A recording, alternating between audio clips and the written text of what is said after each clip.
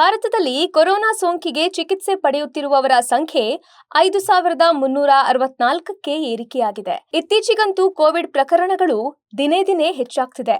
ಇದು ಹಿಂದೆ ನಡೆದ ಅತ್ಯಂತ ದುರಂತ ಘಟನೆಗಳನ್ನ ನೆನಪಿಸುತ್ತಿದೆ.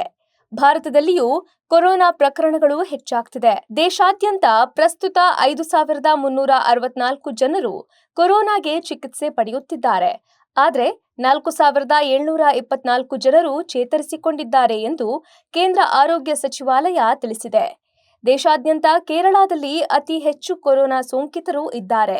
ಗುಜರಾತ್ನಲ್ಲಿ 615 ಜನರು ಚಿಕಿತ್ಸೆ ಪಡೆಯುತ್ತಿದ್ದಾರೆ. ತಮಿಳುನಾಡಿನಲ್ಲಿ 221 ಜನರು ಕೊರೋನಾ ಸೋಂಕಿಗೆ ಒಳಗಾಗಿದ್ದಾರೆ. ಒಂದೇ ದಿನದಲ್ಲಿ 4 ಜನರು ಕೊರೋನಾದಿಂದ ಸಾವನ್ನಪ್ಪಿದ್ದಾರೆ ಎನ್ನಲಾಗಿದೆ. ಕೇರಳದಲ್ಲಿ 2, ಕರ್ನಾಟಕ ಮತ್ತು ಪಂಜಾಬ್ನಲ್ಲಿ ತಲಾ 1 ಸಾವುಗಳು ವರದಿಯಾಗಿವೆ. ಸಾವಿನ ಸಂಖ್ಯೆ ಕಡಿಮೆ ಇದ್ರೂ ಕೋವಿಡ್ ಪ್ರಕರಣಗಳ ಸಂಖ್ಯೆ ಹೆಚ್ಚುತ್ತಿದೆ. ಹಲವಾರು ರಾಜ್ಯಗಳು ಈಗಾಗಲೇ ಕೊರೋನಾ ಪೀಡಿತರಿಗಾಗಿ ಆಸ್ಪತ್ರೆಗಳಲ್ಲಿ ವಿಶೇಷ ವಾರ್ಡ್ಗಳು ಮತ್ತು ಪರೀಕ್ಷಾ ಸೌಲಭ್ಯಗಳನ್ನು ಸ್ಥಾಪಿಸಿವೆ.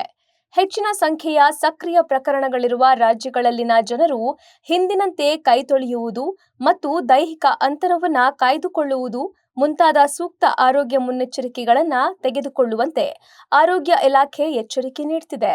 ಕಳೆದ 24 ಗಂಟೆಗಳಲ್ಲಿ 498 ಹೊಸ ಕೋವಿಡ್ ಪ್ರಕರಣಗಳು ಮತ್ತು ಕೊರೋನಾದಿಂದ 4 ಸಾವುಗಳು ಸಂಭವಿಸಿವೆ ಎಂದು ವರದಿಯಾಗಿದೆ. ಕೋವಿಡ್ನಿಂದಾಗಿ ಒಟ್ಟು ಸಾವುಗಳು 55 ಆಗಿದ್ದು, ಕೇರಳದಲ್ಲಿ ಅತಿ ಹೆಚ್ಚು ಅಂದರೆ 1,679 ಸಕ್ರಿಯ ಪ್ರಕರಣಗಳಿವೆ.